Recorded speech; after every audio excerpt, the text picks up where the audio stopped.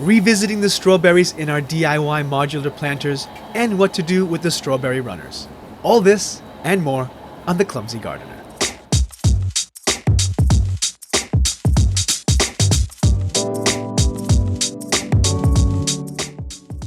Hey folks, welcome back. So a few episodes ago, we separated a bunch of strawberries that we had in one planter and we migrated them all to individual containers that we made with milk jugs and hooks. And it's worked out really well.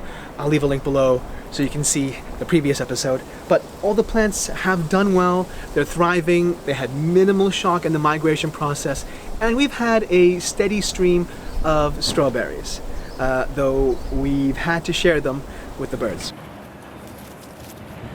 I mean, I moved this mulberry tree close to the house, hoping it would deter birds from coming in closer.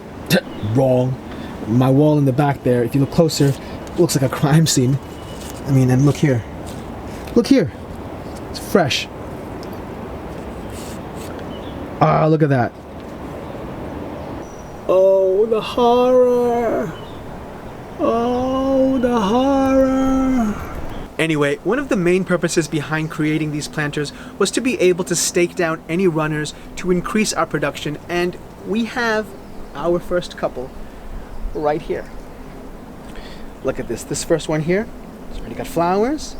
We've already got some roots forming, and continuing on from it is another one right here. It's just starting to form some roots itself.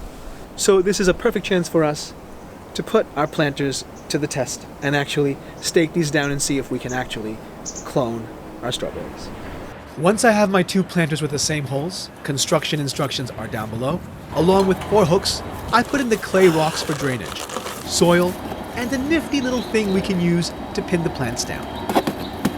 So many people will use something like a tent peg, or they'll bend a nail, you know, to use that as a stake to pin the plant down into the soil. Here in Hong Kong, we have these things called barbecue forks, and if you happen to get some of these, whether it's from your own barbecue or you see some that have been discarded, you can always just snap them off right there by stepping on it and lifting the handle up. Just make sure you wear shoes. I happen to have a few old ones lying around, but these U-shaped pegs will come in handy every season, or for as long as they haven't rusted away. Now with all of our gear ready, it's time to make a move. Will it all hang comfortably or not?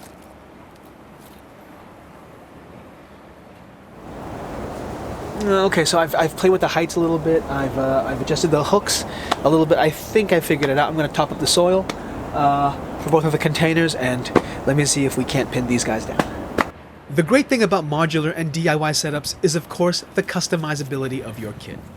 You need more holes? Done. You want to hook it elsewhere? No problem at all. Our runners seem to be about the right distance, but I'll need to make sure my little tweak has done the job. Yes! We'll do it! Yeah. The only modification we had to make was, of course, instead of hooking this hook to the top hole right here on the top container, we've had to hook it right onto the top hook instead. That's just to make sure there's the right amount of distance so that this little guy right here, this first plant on the runner, can actually be pinned down into the soil. I'll give it a little bit of water, but it looks like it's going to rain anyway, so I might hold off on that a little bit. Quick thing to be aware of though, this hole is now not aligned to actually drip the water into the top, the second container right here. So just be aware. Other than that, not a big deal at all. Done. When the new plants feel firm in the soil, I'll snip off the runners. Basically, the umbilical cord. If any more come off this second plant right here, I'll snip it so the mother plant won't deplete its energy by producing new plants. But you can let the mother plant produce lots of runners for you if that's what you want. There's no hard right or wrong here. Really, it's about what works best for your garden. 2 new plants per mother plant is a win for us. But still, there's bird poop everywhere, and at this rate, we'll have more bird than strawberries. So I will be adding a net over our structure here in the middle.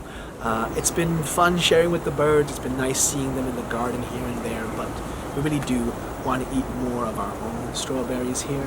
But I get it, the weather's gotten colder recently, and they've even been going after our matrimony vines that we have right over there. So I get it, but alas, if we're gonna eat, we'll have to cover it up. So anyway, there you go, a way to expand your crop as a home gardener. Hope you've enjoyed this episode. Thank you for watching.